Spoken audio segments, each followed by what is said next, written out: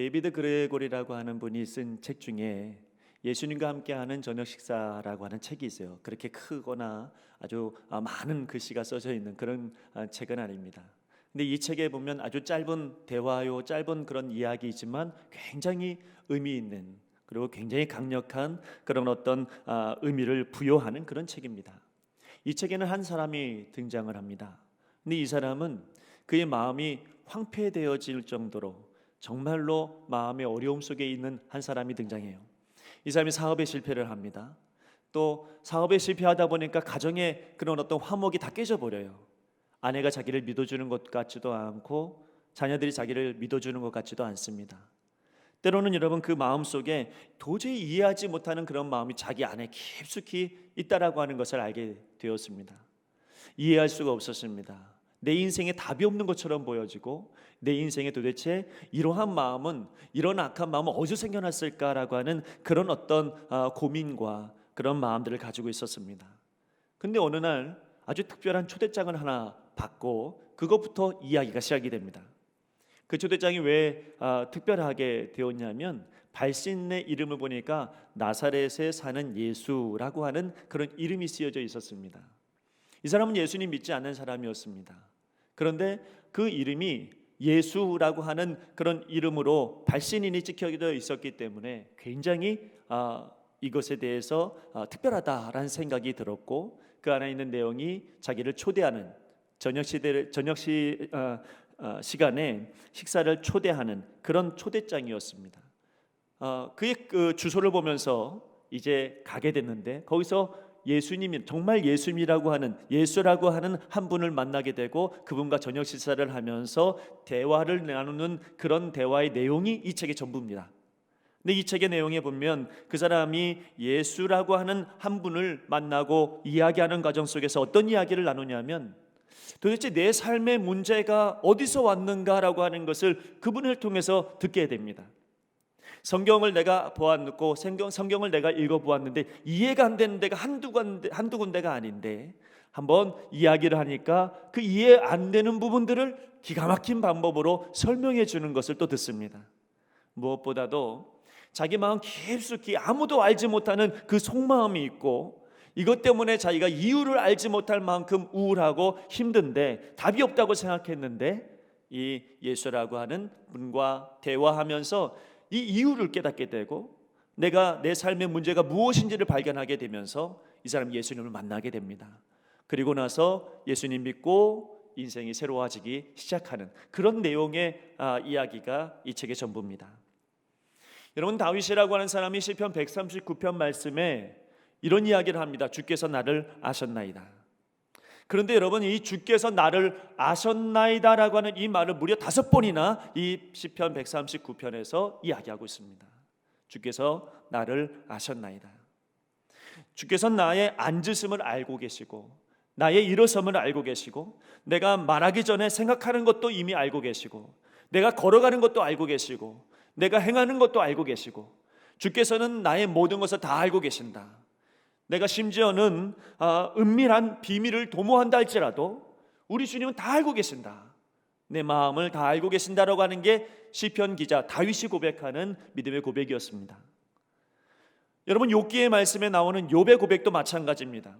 아무도 나의 사정을 모른다. 아무도 나를 이해해 주지 못한다. 그러나 여호와 하나님은 나를 아십니다. 나의 가는 길을 오직 그가 아시나니 그가 나를 단련하신 후에 정금같이 나오게 하신다고 그는 고백합니다. 시련이 오고 어려움이 왔을 때 아무도 자기를 이해해 주지 못한다 생각했습니다. 자기를 너무 잘 알고 있다고 하는 새 친구가 와도 그 친구가 한다는 이야기가 너 회개해라. 너 회개해야 된다. 너가 문제가 있으니까 하나님이 징벌을 내리셨으니 너는 무조건 회개해야 된다. 욥을 안다고 이야기하는 그 지식이 오히려 욥의 마음을 답답하게 합니다. 자기를 이해해 주지 못하는 겁니다. 그러나 이 욥이 그 고통 중에도요, 버텨내고 이겨낼 수 있는 힘이 어디서 나왔냐면, 하나님은 아신다. 하나님 나를 분명히 아실 거야. 여러분, 이 믿음이 그를 살게 하고 그를 버티게 했다는 것입니다. 여러분, 여러분의 하나님은 어떤 하나님이십니까? 실패했기에 우리 하나님은 우리를 잘 아셔서 실패한 우리의 마음을 뜨거운 사랑으로 포옹해 주시고 안아주시는 분이십니다. 여러분, 아파하니까 다른 사람들은 모르는 그 아픔이 나에게 있으니까, 다른 사람이 이해할 수 없는 아픔이 나에게 있으니까 우리 하나님은 아시니까 어루만져 주시는 겁니다. 때로는 다른 사람들로부터 버림받았다고 하는 그런 마음, 깊숙한 마음에 절망이 있다 할지라도 하나님은 여러분 아시니까 더 넓은 가슴으로 우리를 품어주시고 인도해 주시는 겁니다. 때로는 여러분 철저하게 하나님 배신할 때도 있잖아요. 위선적으로 굴 때도 있습니다. 그러나 하나님께서 우리를 책망하시는 게 아니라 오히려 다가오셔서 가까이 우리에게 말씀하시기를 그래도 내가 널 사랑한다 말씀하십니다. 왜냐하면 우리 하나님은 우리를 너무 잘 아시니까요. 오늘 이 시간에 이 예배에 참석한 모든 한 사람 한 사람을 하나님 너무 잘 아십니다. 우리 교회를 아시는 것만이 아니라 여러분의 삶의 아주 깊숙한 마음까지도 우리 하나님이 잘 알고 계시는 줄 믿습니다. 그래서 하나님께서 여러분을 이곳에 초대한 겁니다. 그래서 하나님께서 여러분들에게 말씀을 듣게 하시는 거죠. 신랑 되신 예수님이 우리 마음이 바위 틈 낭떠러지 은밀한 곳에 있다라고 하는 것을 너무 잘 알고 계십니다. 그래서 오늘도 우리에게 손 내미시고요, 오늘도 우리에게 말씀을 듣게 하시고, 오늘도 우리를 여러분 힘나게 새로운 삶을 살아갈 수 있도록 이 예배에 우리를 초대하신 줄로 믿습니다. 중요한 건 여러분 우리를 이곳으로 불러주시고 우리를 예배 자리로 인도해 주신 것은 두 가지 이유입니다. 하나는 뭐냐면 우리를 부르신 이유는 우리를 사랑하기 때문이죠. 여러분 다른 말을 수많은 이야기들 이야기한다 할지라도 여러분 가장 중요한 핵심은 그래도 우리를 사랑하기 때문에 우리를 불러주신 겁니다. 13절 말씀에 보면 무화과 나무에는 푸른 열매가 익었고 포도나무는 꽃을 피워 향기를 토하는구나. 나의 사랑 나의 어여쁜 자야 일어나서 함께 가자. 이렇게 말하면 여러분 이 말씀 속에서는 신랑이 이 신부라고 여겨지는 이 술람 여인을 얼마나 사랑하는지, 솔로몬이 이 여인을 얼마나 사랑하는지를 보여주고 있습니다. 무화과 나무 열매가 익었고요, 포도나무의 향기가 납니다. 겨울이 지나갔다는 이야기입니다. 봄이 왔다는 이야기죠. 그러니까 여러분 고통스러운 겨울이 지나갔어요. 아무런 열매도 맺지 못하고 아무런 향기가 나지 않았던 그런 괴로운 시간들, 이거 다 지나갔다는 이야기입니다. 이 이야기는 무슨 이야기냐면 내가 이제는 너를 만날 수 있는 시간이 돌아왔다. 내가 너를 찾을 수 있는 그런 시간이 돌아왔다. 아무리 찾아도 너가 없었는데, 아무리 찾아도 만날 수가 없었는데 이제는 만날 수 있는 시간이 왔다. 그러면서 여러분 자기가 얼마나 너를 사랑하는지, 얼마나 아끼는지 그것을 설명하고 있습니다. 여러분 겨울이 지나갔다는 이야기는 다른 말로 한다면 솔로몬이 아무리 사랑해도 만날 수 없는 그런 시간이 지나갔다는 얘기거든요. 예수님께서 우리를 보실 때 예수님의 마음이 가장 아픈 때가 언제일까 한번 생각해 보십시오. 예수님이 과연 언제가 가장 그분의 마음을 아프게 할까요? 그건 아마도 예수님과 우리가 떨어져 있을 때가 아닌가 생각합니다. 주님과 내가 함께 있습니다. 아무리 이야기해도 마음이 다른 곳에 있으면 우리 주님은 마음이 아파할 수밖에 없죠. 여러분 예수님 앞에서 우리는 항상 있습니다, 항상 예배드립니다 이렇게 이야기하지만 주님께서 보실 때 아직도 겨울이면 주님의 마음은 아픈 겁니다. 오늘 여러분 주님께서 우리를 부르신 이유는 뭐냐면 그럼에도 불구하고 내가 너희들을 사랑하기 때문에 이 예배의 자리, 은혜의 자리로 초대했다는 것이죠. 또 하나 오늘 본문의 말씀 속에서 예수님이 우리 부르신 이유는 시간적인 문제가 있습니다. 여러분 지금 초대해야 하는 그런 시기라는 거예요. 겨울 지나갔습니다. 봄이 왔습니다. 때가 된 겁니다. 봄이 되었다라고 하는 것은 뭐냐면 꽃이 핀다는 얘기고 새가 노래한다는 이야기고 비둘기가 평화스러운 소리를 내는 그런 시간이 왔다는 이야기입니다. 전도서에 보니까 안을 때도 있고 사랑할 때가 있답니다. 그러니까 미워할 때도 있고 싫어할 때도 분명히 있을 텐데 그러나 지금은 안을 때고 지금은 사랑할 때가 됐다는 거죠. 종말론적으로 이야기하면 시간이 얼마나 촉박한지 모릅니다. 지금은 마지막 시간이고 지금은 혼인잔치가 있을 바로 그 시간이 도래한 것입니다. 그래서 여러분 신랑이 더 간절하게 찾은 거고 우리 주님이 더 간절하게 우리를 찾고 계십니다. 마태복음 22장 말씀에 보면 임금이 혼인잔치를 벌여요. 혼인잔치를 벌였는데 사람들을 불러 모아서 이 잔치에 초대해야 될 것 아니겠습니까? 그 하인들한테 말합니다. 사람들을 다 불러 모아라. 초대장을 줍니다. 근데 어떤 사람은 들은 척도 하고 본 척도 하지 않습니다. 어떤 사람은 사업을 하러 갑니다. 어떤 사람은 결혼하러 가고 어떤 사람은 자기 밭으로 갑니다. 심지어는 부르러 간 사람을 죽여버립니다. 임금이 노발대발하죠. 화가 났습니다. 그래서 그 하인을 죽인 살인자들을 진멸을 하고요, 다른 하인들에게 이야기합니다. 거리 어디든지 가서 이 혼인잔치에 있는 사람들, 시간은 정해졌으니 빨리 이곳을 채워라, 이렇게 말하고 있습니다. 그래 하인들이 발등에 불이 떨어진 거죠. 시간은 정해졌습니다. 빈 공간이 너무 많습니다. 그래서 이 하인들은 지나가는 모든 사람들, 만나는 사람들마다 빨리 여러분 이 혼인잔치에 집어넣는 그 일들을 감당합니다. 근데 마태복음 22장의 이 예와 이 비유를 보면서 깨달을 수 있는 것은 굉장히 긴박하다는 겁니다. 급박하다는 겁니다. 빨리 여러분이 이 안에 채워 넣어야 된다는 것이죠. 자, 여기 봄이 왔다는 것, 사랑의 때가 왔다는 것은 뭐냐면 굉장히 복된 일이긴 하지만, 그러나 여기에 아주 중요하고 긴박한 메시지가 있습니다. 그건 뭐냐면 이제는 봄이 왔는데, 봄을 맞이할 수 있는 때가 됐는데, 지금 그런 시간인데 얼른 내 손을 잡으라는 거예요. 여러분, 지금은 혼인잔치가 일어나기 일보 직전인데, 마지막 때가 다 되었는데, 아주 중요한 시기인데, 지금 이 시기에 우리 주님께서는 우리에게 손을 내밀고 계십니다. 그 손을 내민 이유는 무엇이냐면 우리의 마음이 여전히 낭떠러지 은밀한 곳에 있기 때문이죠. 여전히 우리 마음속에 웅얼이시고 누군가에게 이야기하지 못하는 그런 억울하고 아픈 마음들을 여전히 가지고 있으니까 우리 주님께서 오늘 예배를 통하여 우리에게 손을 내미시는 겁니다.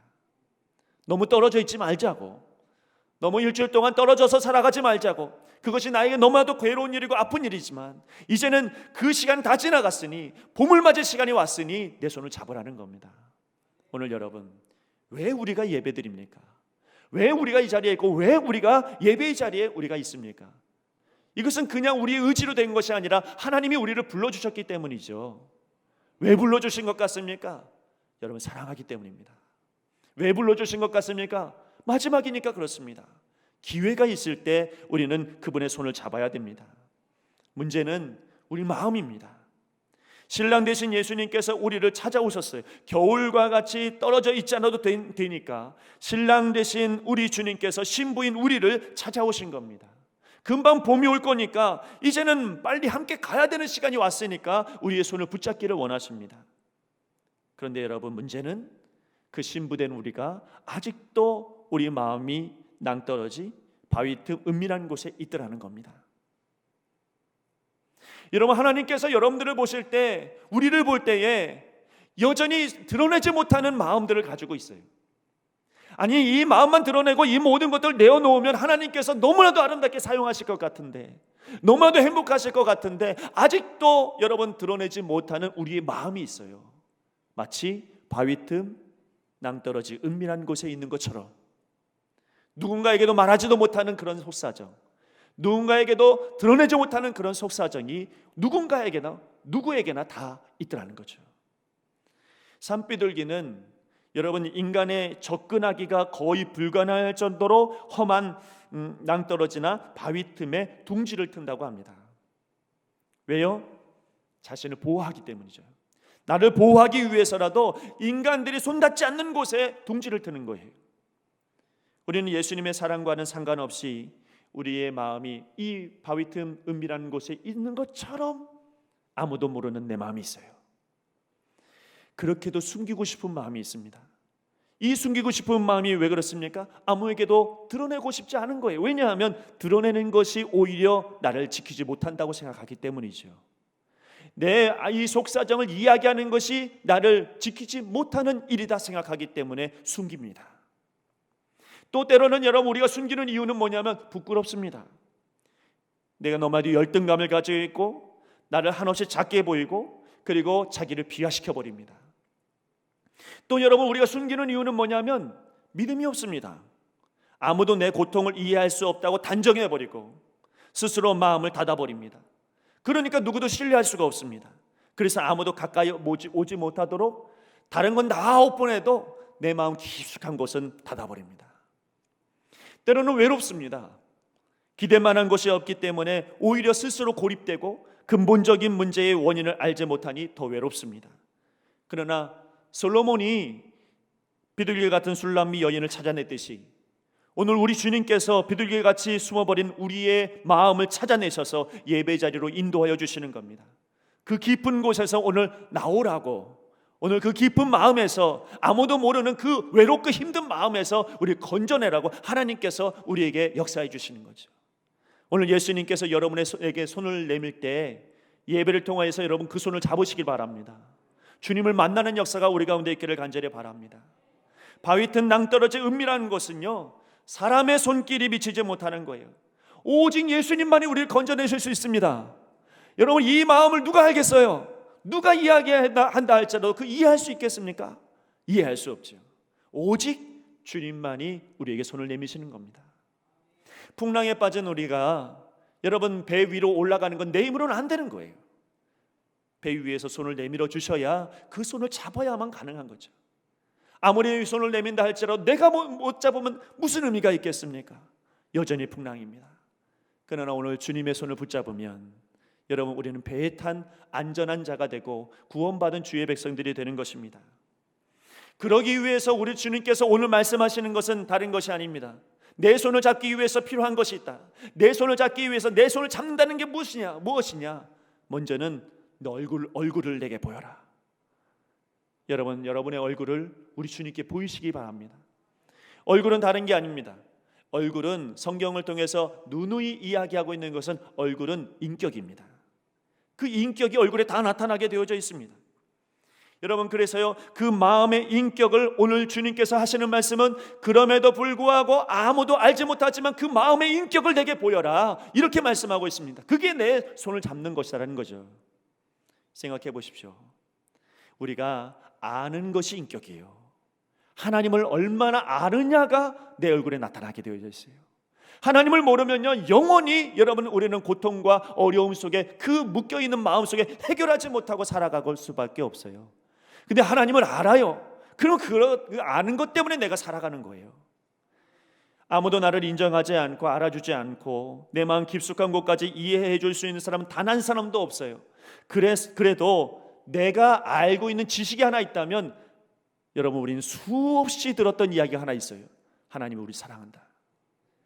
아무도 이해해 주지 못해도 하나님 날 지켜줄 거야. 하나님께서 날 포기하지 않으실 거야. 여러분, 이것이 우리 지식이에요.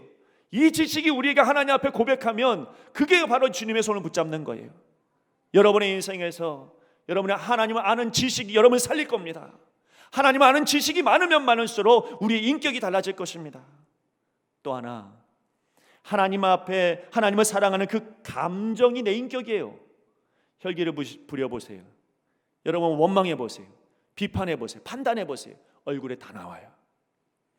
감정은 내 인격이 되어서 내 얼굴에 나오는 거예요.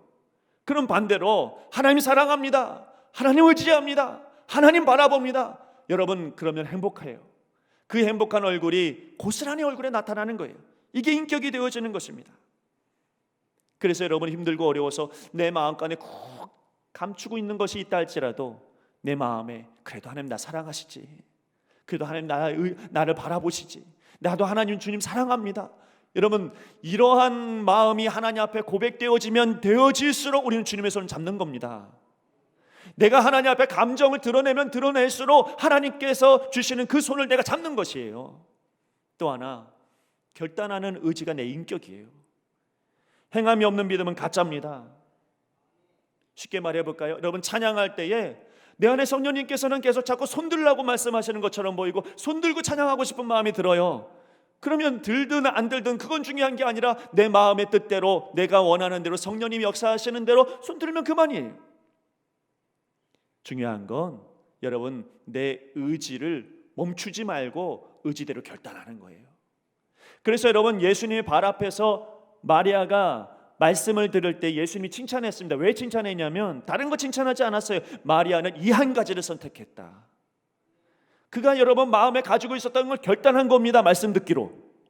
그 의지를 여러분 주님께서 보시고 그의 마음을 칭찬하신 거예요.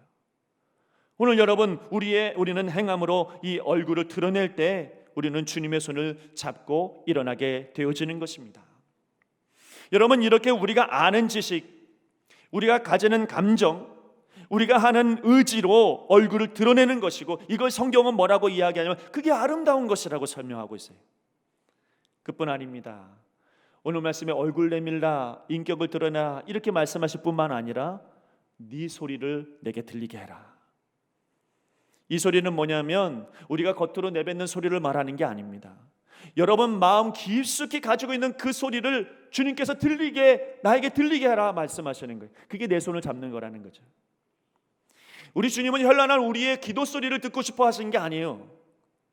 우리 주님은 멋진 찬양 소리를 듣고 싶어 하시는 것도 아닙니다. 우리 주님은 우리 마음 깊숙이 가지고 있는 그 소리를 듣고 싶은 거예요. 때로는 우리 주님은 마음에 꼭 간직하고 내뱉지 못하는 소리를 내길 원하십니다. 아무에게도 말하지 않았던 것들, 아무에게도 말하고 싶지 않은 것들, 우리 주님께서는 듣기를 원하시는 거예요. 아프다는 소리, 괴롭다는 소리, 고통스럽다는 소리, 너무 힘들다는 소리, 억울하다는 소리, 살려달라는 소리, 아무에게도 말하고 싶지 않은 그런 소리를 우리 주님은 듣고 싶으신 거예요. 그게 바로 여러분 주님의 손 잡는 겁니다. 또 내 마음속에 힘들지만 그래도 불구하고 다른 사람들은 말하지는 못했지만 하나님 그래도 내가 버텼어요 라고 하는 그 소리를 듣고 싶은 거예요. 하나님은 우리 마음 가운데 끊임없이 끝까지 주님을 찾았다는 소리를 듣고 싶어 하시고, 방해와 유혹 앞에서도 그래도 나를 지키려고 노력했다라고 하는 그 소리를 듣고 싶으신 거예요. 여러분 또 우리 주님은 마음속에 하나님 주님이 왕이십니다. 주님이 나의 전부예요. 여러분 이렇게 고백했던 그 고백도 듣고 싶어 하시는 거예요. 그 마음의 중심에 들려지는 소리, 아무에게도 말하고 싶지 않은 소리, 아무에게도 말할 수 없는 소리, 우리 주님은 그 소리를 듣고 싶어 하십니다. 바로 그 소리가 내 귀에 들렸을 때 주님의 손을 우리는 잡고 일어설 수 있는 것입니다. 여러분 소리 내십시오. 사람에게 소리 내지 마세요. 사람에게 말할 필요 없어요. 사람에게 소리 내지 말고 주님께 소리를 내십시오. 주님께 소리를 내서 아무에게도 말하지 못하는 그 소리를 우리는 내야 합니다. 그래야 여러분 주님의 손을 붙잡고 봄을 맞이할 수 있는 거예요.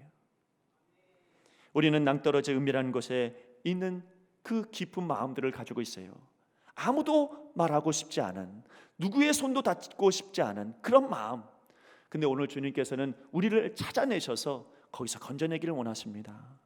봄을 맞이하기를 원하시고 하나님의 은혜를 사모하기를 원하세요. 그래서 여러분 주님의 손을 붙잡는다고 하는 것은 우리 얼굴을 드러내는 것과 우리의 소리를 나타내는 것뿐만이 아닙니다. 또 하나 말씀하고 있는 것은 작은 여우를 잡으랍니다. 여러분 작은 여우가 뭐예요?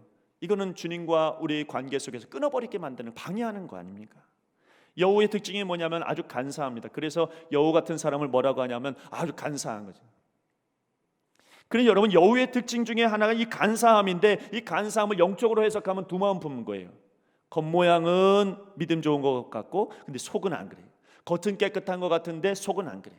이게 여러분 두 마음이에요. 이게 어떤 마음이냐면 바로 여우 같은 마음이에요. 여러분 언제 어떻게 바뀔지는 모르는 거죠. 심지어는 어떤 때는 나도 나에게 속을 때가 있어요. 내 욕심에 의해서 행동을 취했으면서 스스로 말하기를 이거 하나님 위해서 한 거야, 나 주를 위해서 한 거야. 다 자기 욕심 때문에 해놓고서 여러분 생각하기를 자기가 자기를 속여요. 이거 하나님 때문에 한 거야. 여러분 이게 바로 여우 같은 마음이에요. 여러분 이거 잡으랍니다. 근데 작은 여우를 잡으라는 거죠. 작은 여우가 무엇입니까? 작다라고 하는 건 아주 사소한 거거든요. 굉장히 큰 여우는 당장에 잡을 수 있겠고 당장에 눈에 보이지만 우리가 민첩하고 우리가 조금 더 예민하면 아주 작은 여우도 우리는 잡아낼 수 있어요. 여우는 여러분 송장을 먹습니다. 썩은 것을 먹어요. 여러분 우리가 끊임없이 비판하고 우리가 판단하고 부정적으로 나가면 그게 다 썩을 것 아닙니까? 주님과 멀어질 수밖에 없죠. 나만 마음이 아픈 게 아니라 떨어진다는 것은 주님의 마음을 아프게 하는 겁니다. 오늘 여러분의 마음 가운데 있는 작은 여우를 잡으십시오. 그 작은 여우를 잡아서 주님의 손을 잡는 우리 모두가 되기를 간절히 바랍니다. 여러분 마음이 마치 바위 틈 낭떠러지 은밀한 곳에 있는 것과 같이 답답하실 수 있어요.